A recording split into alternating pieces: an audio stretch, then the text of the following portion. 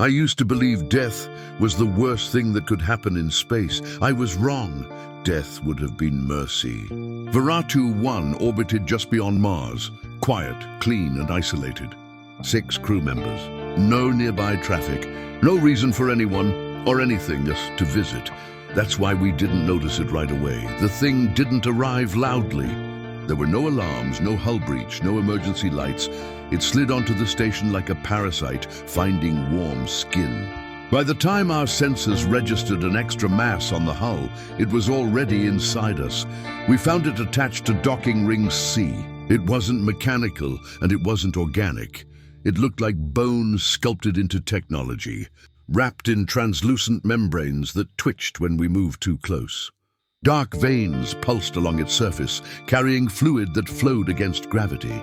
When Engineer Quan reached out to touch it, the surface pulsed, not like a heartbeat, but like recognition. Quan started screaming inside his suit. His body bent at impossible angles, his spine arching as something pressed outward beneath his ribs, stretching and testing. We dragged him back inside. We should have jettisoned him. Quan never slept. He lay strapped to a medical bed, eyes wide, tears floating freely as he whispered to things we couldn't see.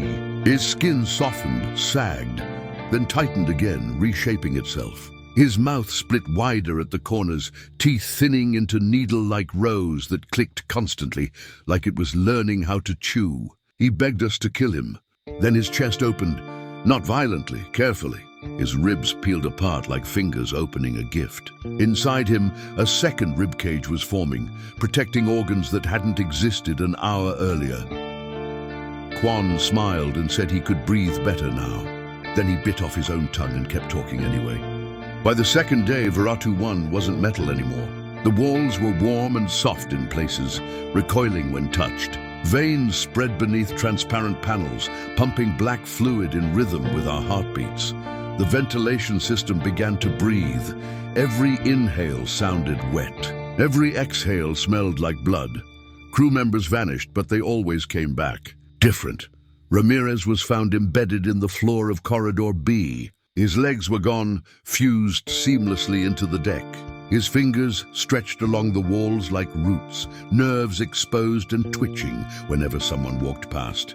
He screamed for hours. Eventually his mouth sealed shut, but his eyes never stopped following us. The thing didn't change us randomly. It customized. Commander Hale grew extra arms from his back, joints reversed, fingers tipped with cartilage hooks. He crawled through the ceilings upside down, whispering orders in a voice layered with dozens of others. Dr. Ellis lost her face as it melted inward, replaced by a smooth membrane dotted with blinking eyes growing directly from her skull. She could see inside people. She described our organs with fascination before she began removing them. One crew member split vertically into 2 halves. Both halves lived, both halves crawled. They stopped screaming. They were grateful. It finally spoke to me, not with words, but with understanding. It showed me worlds filled with living cities and ships piloted by fused masses that had forgotten individuality centuries ago. This wasn't a monster, it was a colonizer. Life as it existed was inefficient. Pain was just a side effect it hadn't removed yet. I can feel it now.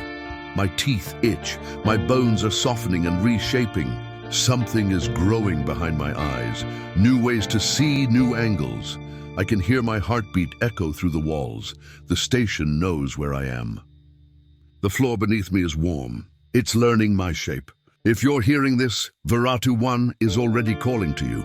It wants more materials, more ideas, more bodies. Do not board abandoned stations. Do not answer distress calls in deep space. And if you ever hear a voice on the radio that sounds like someone you love, hang up, because it learned that voice by pulling it out of their throat.